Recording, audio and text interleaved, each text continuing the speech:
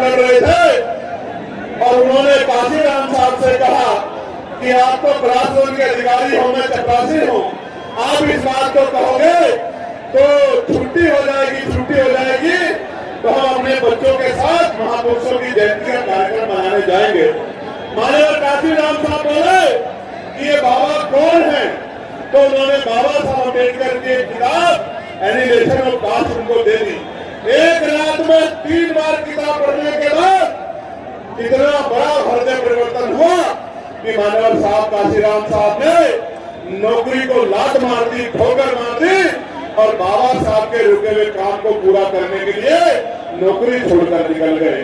प्यारे साथियों, जिस नाम को लोग भूल गए थे, जिस नाम की चर्चा बंद हो गई थी, जिस नाम के विचार को रोक दिया गया था साजिश करके, उन बाबा साहब अम्बेडकर के विचार को घर घर जाके मान्यवर साहब श्री काशीराम ने पूरे देश में जन जागरण का अभियान चलाया। और प्यारे साथियों, जब मान्यवर काशीराम और उनके साथी पूरे देश में घूम घूम के बाबा साहब फूले साहब साहू जी के विचारों को आगे बढ़ा रहे थे, तो लोग जानते भी नहीं थे। उत्तर भारत में तो जानते भी नहीं थे कि फूले कौन है, साहू कौन है, इन्होंने क्या किया है, इनको क्यों मानना चाहिए, इनके कर्ज को क्यों उतारना चाहिए, इनके विचारों पे क्यों चलना चाहिए, इस बात को लोग जानते भी नहीं थे।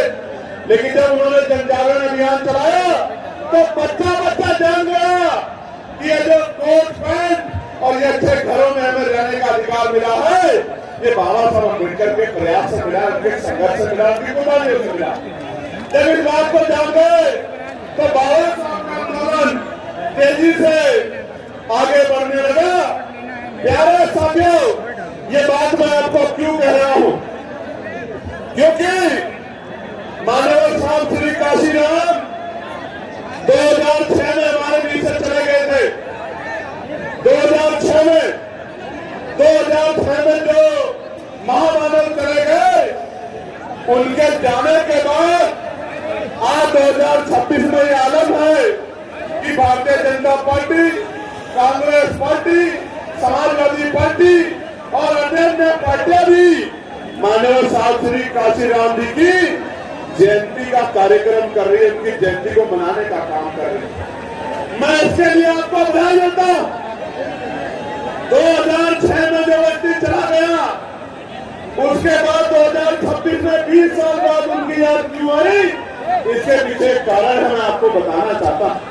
कारण यह है कि बाबा साहब अम्बेडकर का कारवां रुका हुआ काशीराम साहब ने आगे बढ़ाया और काशीराम साहब का रुका हुआ कारवां इन भीम आर्मी आजाद समाज पार्टी के साथियों ने आगे बढ़ाने का काम किया। और यह एक दिन में संभव नहीं हुआ, इसके लिए मेरे नौजवान साथियों ने लाठियां खाई, भूखे पेट रहे, जेल काटी, आंदोलन किए और गली गली घूम के माननीय साहब काशीराम नीले झंडे और बाबा साहब की बात को, फूले साहू की बात को घर घर तक पहुंचाने का काम किया। आज हालत ऐसी आ गई है, आज हालत ऐसी आ गई है कि जो लोग बाबा साहब का, काशीराम साहब का नाम नहीं लेते थे, आपकी पार्टी के बढ़ते प्रभाव को देखकर आज वो काशीराम साहब की जयंती के कार्यक्रम जो है उत्तर प्रदेश में कर रहे हैं। आपको देखना समझना चाहिए कि आपके संघर्षों ने कितना बड़ा परिवर्तन कर दिया। प्यारे साथियों, वरना 2006 के बाद 2007, 8, 9, 10, 11, 12, 13, 14, 15, 16, 17, 18, 19, 20, 21, 22, 23, 24, 25 क्या मजबूरी थी कि काशीराम दिखाई नहीं दिए। काशीराम इसलिए दिखाई नहीं दिए क्योंकि चुनाव आ रहा है, आपको वोट चाहिए। और आजाद समाज पार्टी काशीराम के संघर्ष से, पहले प्रबुद्धन सम्मेलन और अब ये भाईचारे के कार्यक्रम से उत्तर प्रदेश की गली गली में आजाद समाज पार्टी काशीराम की चर्चा हो रही है। और माननीय साहब काशीराम कहते थे कि आंदोलन कोई बना सकता है, दल कोई बना सकता है, बहुजन समाज बना के दिखाओ, तभी मैं मानूंगा कि आप महापुरुषों के कारवां को आगे बढ़ाने का काम कर रहे हैं। मैं गर्व से कह सकता हूं, मेरे भाइयों बहनों, मेरे बहुजन समाज के हिस्सेदारों पहरेदारों, आज इस मंच पे दलितों, पिछड़ों, आदिवासियों, मुसलमानों का, ईसाइयों का, जैनों का, बुद्धिस्टों का, सिखों का जमाव डाल रहा है। ये इस बात का कारण है कि हमने सिर्फ राजनीतिक दल नहीं बनाया, हमने बहुजन समाज बना के दिखाने का काम उत्तर प्रदेश में किया। प्यारे साथियों, अभी तो हम लोग बहुत जल्द पिछड़ा वर्ग सम्मेलन करेंगे। उसके बाद जो कार्यक्रम रुक गया था, मुस्लिम समाज की समस्या और समाधान, उस कार्यक्रम को भी आगे बढ़ाने का काम करेंगे हिस्सेदारी का। तो अभी तो देखो, अभी तो काशीराम साहब याद आ रहे हैं, फिर भीम आर्मी आजाद समाज पार्टी ये नकली महापुरुषों को मानने वालों के सपने में भी आएगी। मेरी बात को आप याद रखना। ये हमारे भाइयों के, हमारे संगठन के साथियों की 11 साल की मेहनत है कि आज विरोधियों को भी बाबा साहब और काशीराम साहब का बैनर फोटो लगाकर अपने राजनीतिक दलों को कार्यक्रम करने पड़ रहे हैं। प्यारे साथियों, आप जानते हैं एक पार्टी आज जो कार्यक्रम कर रही है, उसी पार्टी ने माननीय काशीराम साहब के नाम पे और भी फांसी विद्यालय बना हुआ है, उसका नाम बदलने का काम उसी पार्टी ने किया।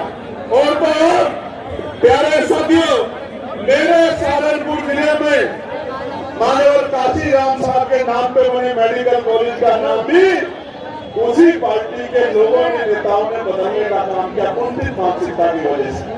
और तो और प्यारे साथियों, माननीय काशीराम साहब की जयंती पर जो अवकाश शुरुआत हुआ था कि उस दिन हम लोग छुट्टी रख के अपने महापुरुषों के संघर्ष को जान सके, उस छुट्टी को रद्द करने का काम भी उसी कुंठित मानसिकता की सरकार ने, उनके नेताओं ने किया।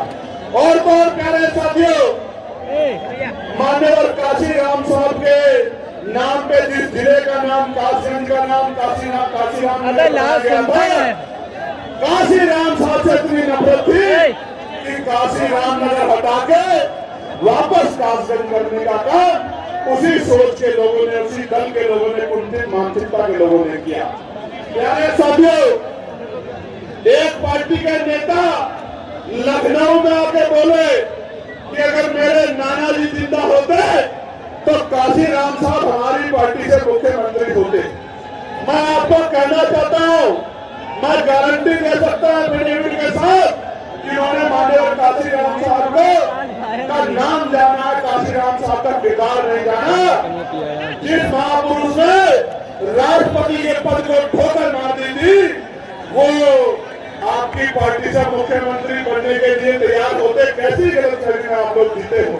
वो तो ऐसी शख्सियत थी कि ये कहते थे कि मेरा निशाना दिल्ली की तरफ है, मुझे दिल्ली में प्रधानमंत्री बनाना है, जिसके वजह से मैं बहुजन समाज के लोगों का उत्थान कर पाऊं, सामाजिक परिवर्तन, आर्थिक मुक्ति के आंदोलन को कामयाब कर पाऊं, अपने गरीब समाज के आंसू बोल पाऊं और अपने गरीब समाज को मुख्य धारा में ला पाऊं। इसलिए प्यारे साथियों, हमने और आपने बात ध्यान रखनी है जो काशीराम साहब कहते थे। काशीराम साहब ये कहते थे कि विरोधी दुश्मन का काम है कि वो हमें गुमराह करेगा। जब वो हमें गुमराह करेगा तो हमारा भी काम है कि उसका काम हमें गुमराह करना, और हमारा काम है ना गुमराह होना, ना अपने लोगों को गुमराह होने देना। अगर हम उनकी बातों में आ गए तो वही होगा जो 2012 से पहले हुआ कि लोकसभा में प्रमोशन में रिजर्वेशन का बिल फटेगा और दलित आदिवासी समाज के कर्मचारी अधिकारियों के अधिकारों पे हमला होगा। प्यारे साथियों, ये दल उस दिन कहा थे जब एक बाबा ये कह रहा था कि मरे मुलायम काशीराम प्रेम से बोलो। ये कहा थे उस दिन, अगर ये वास्तविकता में माननीय काशीराम साहब और मुलायम सिंह जी को भी दिल से मानते तो ये उस दिन सड़कों पे आके आंदोलन करते कि हमारे महापुरुषों का अपमान नहीं चाहेंगे। अकेला चंद्रशेखर